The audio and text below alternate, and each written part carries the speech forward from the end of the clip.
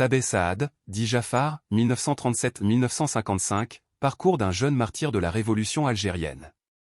Né en 1937 à Semando, aujourd'hui appelé Zigoud Youssef dans la wilaya de Constantine, Tabet Saad, connu sous son nom de guerre Jafar, grandit dans une famille modeste et un milieu social humble. Malgré ses conditions de vie difficiles, il développa dès son jeune âge un profond sentiment patriotique et un rejet farouche de la présence coloniale française en Algérie. Son engagement militant commença très tôt lorsqu'il rejoignit les scouts musulmans algériens, au sein de la troupe El Isla de Semando. Cet environnement scout lui inculqua les valeurs de patriotisme, de solidarité et de sacrifice, tout en nourrissant son amour de la patrie et sa foi dans la cause de la libération nationale.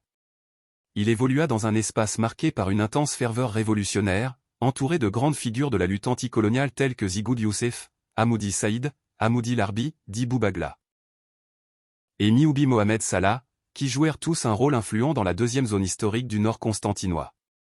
Encore adolescent, il participa aux manifestations du 8 mai 1945 aux côtés de ses camarades scouts, en entonnant le célèbre chant patriotique Min Djibalina, de nos montagnes.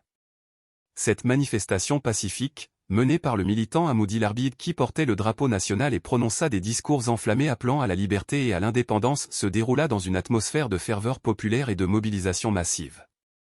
Cet épisode déterminant scella définitivement son engagement dans la cause nationale.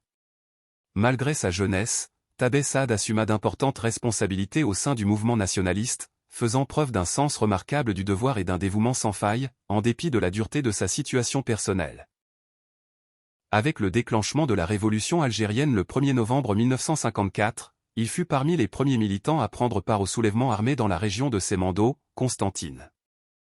Ses activités révolutionnaires se poursuivirent avec intensité jusqu'à son martyre, à l'âge de 18 ans, le 10 juillet 1955, au Douar Esferdjla. Il fut tué alors qu'il était en mission de collecte d'armes en préparation des attaques du 20 août 1955, connues sous le nom des « Offensives du Nord constantinois ». Ces attaques marquèrent un tournant décisif dans la guerre de libération, brisant le mur de la peur au sein de la population et revitalisant la mobilisation populaire. En hommage à son sacrifice et afin de préserver sa mémoire, le stade communal de football de la ville de Zigoud Youssef, Constantine, porte aujourd'hui son nom. Ainsi, l'héritage du Cheikh Tabet Saad Jafar demeure vivant dans la mémoire collective des générations futures.